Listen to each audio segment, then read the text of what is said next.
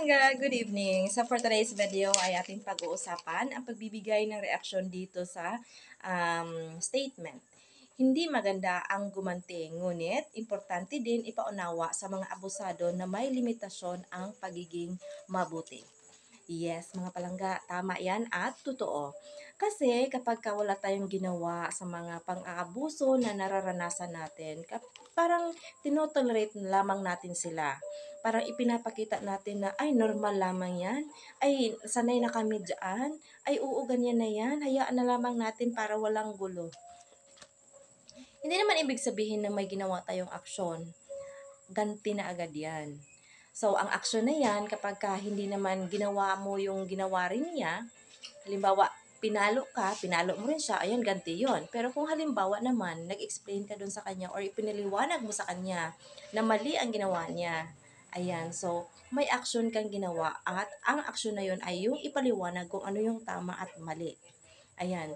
So, wag nating hayaan mga palangga na parang mananatili na lamang sa sosyedad ngayon. Kasi 'di ba? Sa ngayon kasi napapansin natin na parang normal na lamang sa mga kabataan ang gumawa ng mga kasamaan. Oh, normal na lamang. So, hindi naman ibig sabihin na kapag halimbawa sinuntok ka, suntukin mo rin. Hindi ganoon.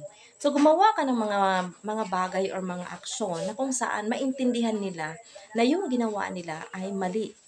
So, yung paggawa mo ng aksyon or paraan na yon ay hindi yun ganti.